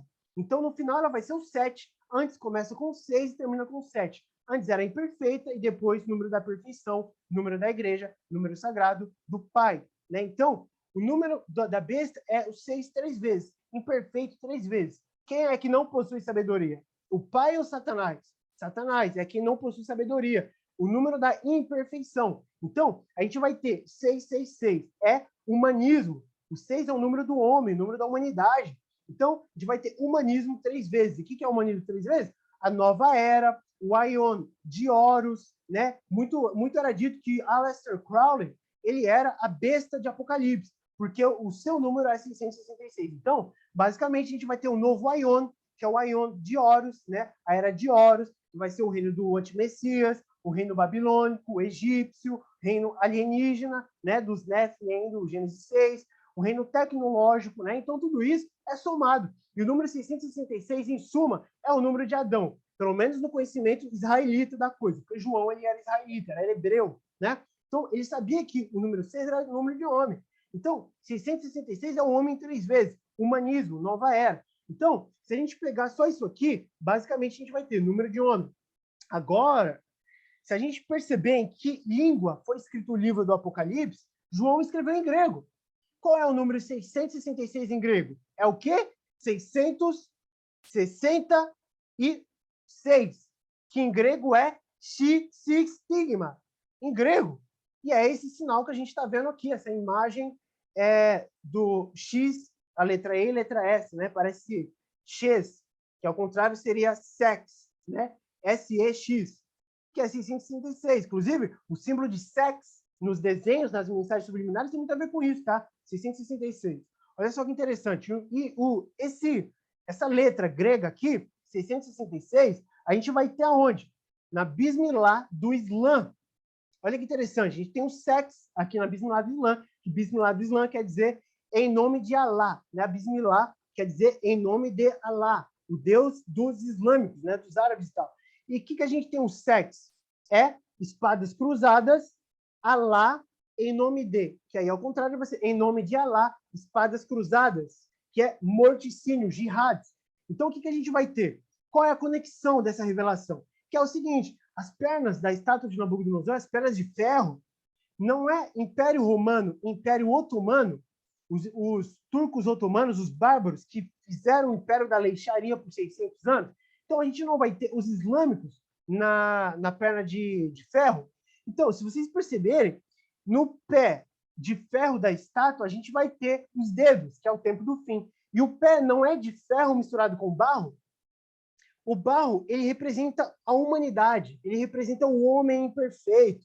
De novo, a nova era, o 6, o barro. Porque a natureza da igreja não é natureza de barro, de terra, como o pai passou para Abraão na profecia. A natureza da igreja, da multidão de nações, é uma natureza celestial, uma natureza das estrelas, não é do barro, né? Então o homem foi criado do barro, mas ele vai ter a natureza das estrelas, vai brilhar com esplendor e glória, porque ele vai ser glorificado. Então, basicamente, a gente vai ter aqui, né, os pés da estátua de ferro misturado com barro. Então, qual é o ferro? É Roma? Não, não é Roma. É os islâmicos, o Império Otomano, né, que vai ser os bárbaros lá do reinado de mais de 600 anos, que caiu, inclusive, na Primeira Guerra Mundial, e se dividiu em várias nações islâmicas. Então, olha só, a gente vai ter o barro, o homem imperfeito, né, a nova era, com o ferro islâmico, que vai ser o quê? Quem é o Deus dos islâmicos, né? É Alá. Quem é Alá? Alá, se a gente levar lá na Torá, nos profetas, a gente vai ter o nome maldição em hebraico, que é Ayan Lamed He, né? Alá. Ayan, letra hebraica. Ayan Lamed He, que vai ser Alá. A-L-A-H. O nome Alá em hebraico é maldição, né? Então, basicamente, a gente vai ter maldição na profecia dos profetas.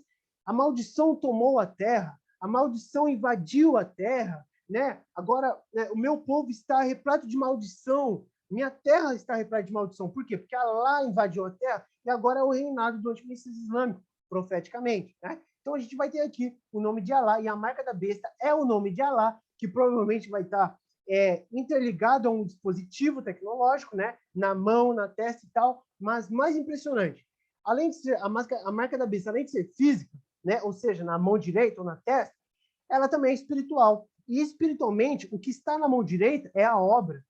E o que está na testa é a mentalidade, é o pensamento. Testa é terceiro olho na nova era, que é o quê? Que é o seu entendimento, que é basicamente o seu coração, né? Porque o seu coração está virado, que é o quê? A mentalidade muçulmana. Se vocês perceberem, olha só, não vai comprar e vender quem não tiver aquele sinal, né? Só quem tiver o sinal vai comprar e vender. Que sinal é esse?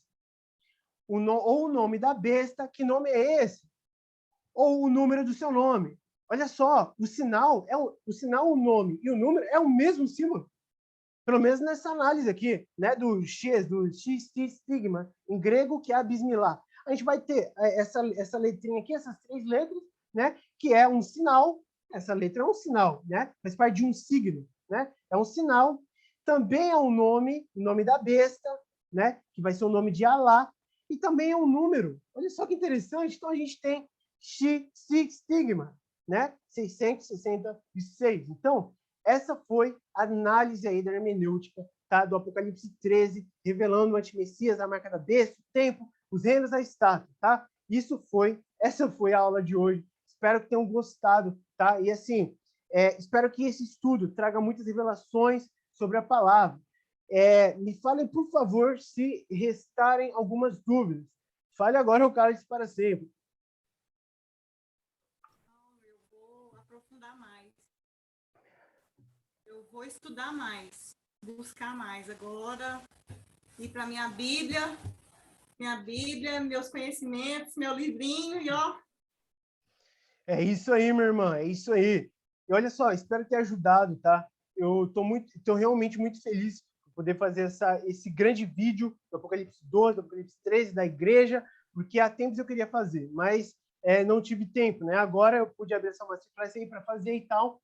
E vou deixar esse vídeo disponível e o infográfico também, tá? Vai estar no meu canal do YouTube, logo mais eu vou subir.